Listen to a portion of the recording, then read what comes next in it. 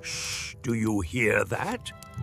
Would you be brave if you were surrounded by lions? Have you ever known someone who just seemed to have it all together? Wise, honest, hardworking, the kind of person everyone trusts? Well, that was Daniel. He worked for the king, and let me tell you, the king thought Daniel was the best. He trusted him with the most important decisions in the whole kingdom. But you know how it goes. When someone shines that brightly, it can make other people feel a little insecure. A group of men who worked alongside Daniel grew incredibly jealous. They couldn't stand seeing him get all the praise and attention from the king. They looked for any mistake, any tiny flaw they could use against him, but Daniel was flawless. He was just that good. So, if they couldn't find a fault, they decided they would have to create one. These jealous men came up with a very clever, very sneaky plan. They went to the king, flattering him with smooth words.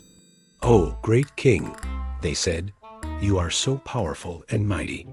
To show everyone how truly great you are, you should make a new law. For the next 30 days, let no one in the entire kingdom pray to any god or any man, except for you, O king. And if anyone disobeys, they must be thrown into the den of lions." The king, caught up in all the flattery, thought this was a brilliant idea. It would really solidify his authority, right? So he signed the decree, making it an unbreakable law. He had no idea it was all a trap designed to catch his most trusted advisor. Now, Daniel was a man of deep faith. His relationship with God was the most important thing in his life. 3 times a day, every single day, he would go to his room, open his windows that faced toward Jerusalem, and pray. He wasn't doing it for show. It was simply who he was.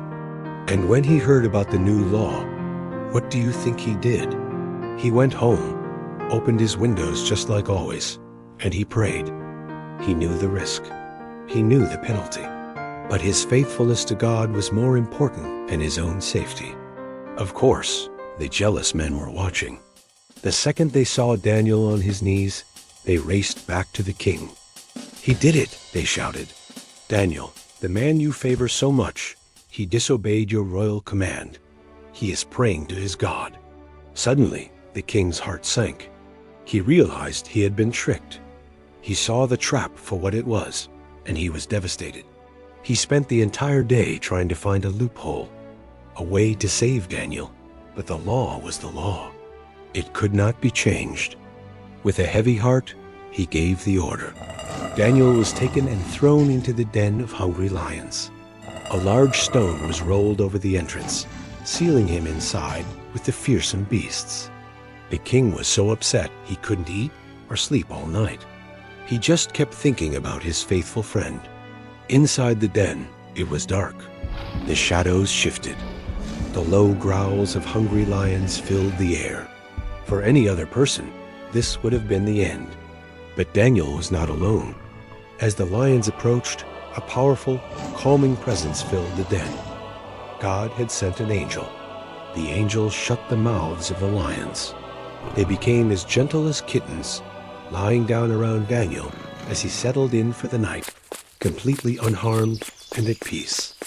At the first light of dawn, the anxious king rushed to the lion's den.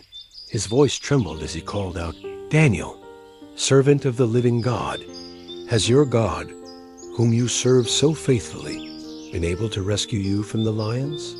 Imagine his relief and astonishment when a calm voice answered from within the dark pit, "May the king live forever. My God sent his angel, and he shut the mouths of the lions. They have not hurt me at all." The king was overjoyed. He commanded them to roll away the stone immediately. And out walked Daniel, without a single scratch on him.